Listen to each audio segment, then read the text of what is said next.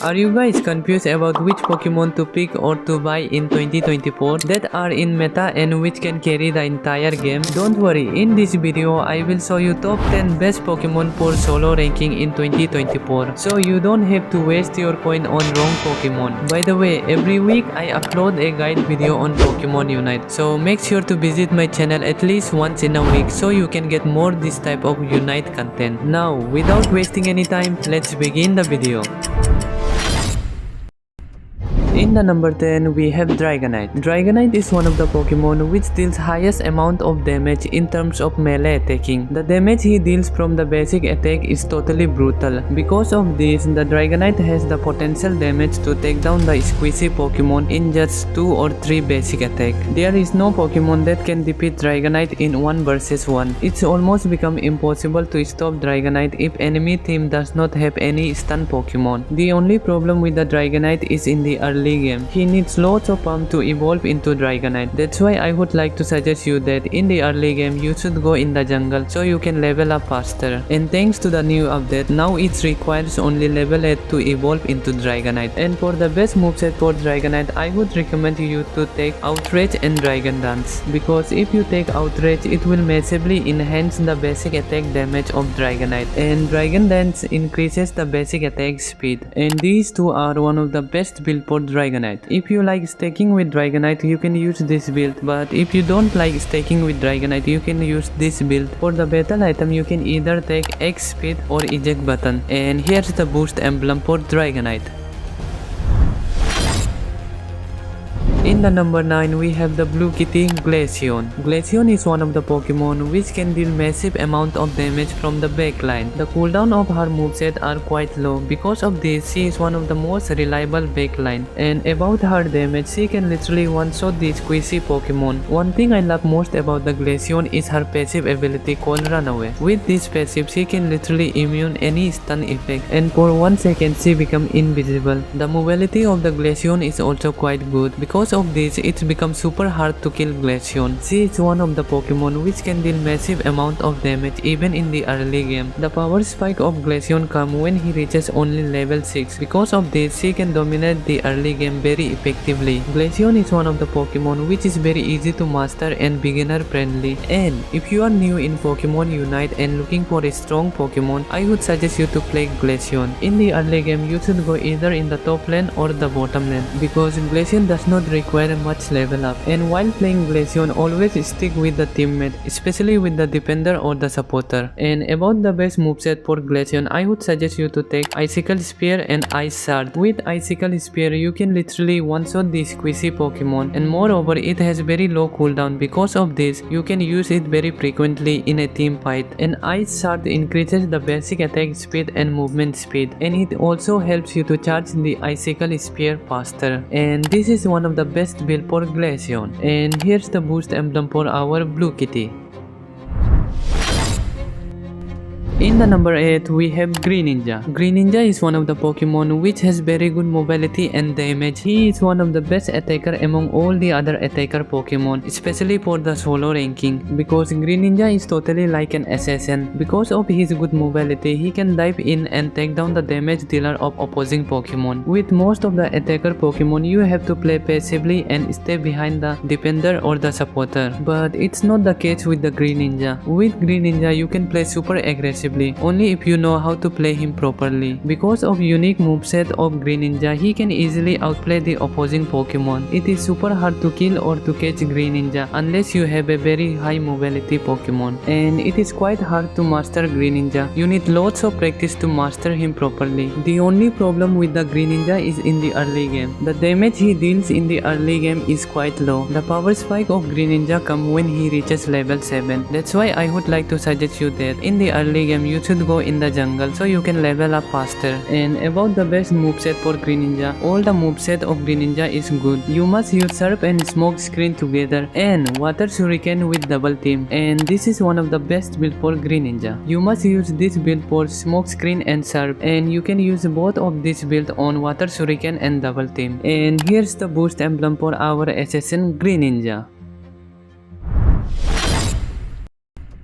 In the number 7 we have Metagross. Recently the Metagross has got slightly nerfed. Because of this he is in the number 7, or else Metagross would have been in top 3 or top 2. Anyways, apart from the nerf, Metagross is still a really good Pokemon, especially for the solo ranking. The damage that the Metagross deal is totally insane. It becomes super scary for the squishy Pokemon because Metagross can take them down in just 2 or 3 shots. Metagross is one of the Pokemon which has the damage, the mobility, and most importantly the durability. Because of his good mobility, he can easily dive in the backline of the opposing Pokemon and kill the squishy Pokemon. And if Metagross get proper farm in the early game, he can literally do 1v3 or 1v4 very easily. But the only problem with Metagross is in the early game. His early game is quite weak. That's why I would like to suggest you that you should go in the jungle, especially in the early game, so you can level up faster and reach your power spike. And about the best moveset for Metagross, you can either use Meteor Mash with Magnet Rise or Gyro Ball with Magnet Rise, and these two are one of the best build for Metagross. And here's the boost emblem. You can take a screenshot if you want.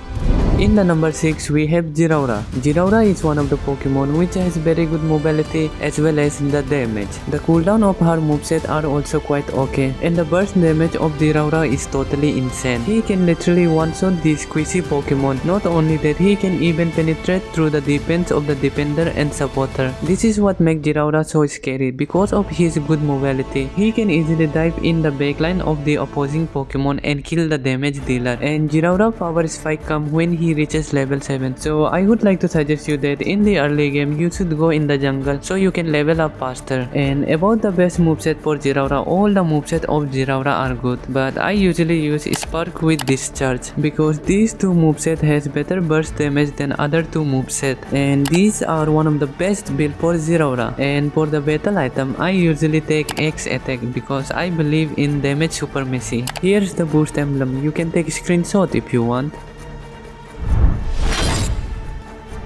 In the number 5 we have none other than Mimikyu. Recently Mimikyu has also received slightly a nerf. Because of this, Mimikyu is in the number 5, or else Mimikyu would have been definitely in the top 1. Anyways, apart from the nerf, Mimikyu is still a really good Pokemon. The damage of Mimikyu is still really good. He can literally one-shot any squishy Pokemon, but the mobility of the Mimikyu is quite bad. One thing I love most about the Mimikyu is he is single target mark Pokemon. Because of this, Mimikyu can take down the damage dealer Pokemon of enemy one by one, and the power spike of Mimikyu come when he reaches level 7. So in the early game you should definitely go in the jungle so you can level up faster. And about the best moveset for Mimikyu, always take Flare Up and Shadow Sneak. With Flare Up you can literally one-shot the squishy Pokemon. With Shadow Sneak you can mark the designated target and teleport into them, and whenever you kill a target which has the Shadow Sneak mark, the cooldown of the Shadow Sneak gets refreshed. Because of this, in a team fight you can use the Shadow Sneak continuously. And here's the build for Mimikyu. For the battle item, always take eject button. And here's the boost emblem for Mimikyu. You can take screenshot if you want.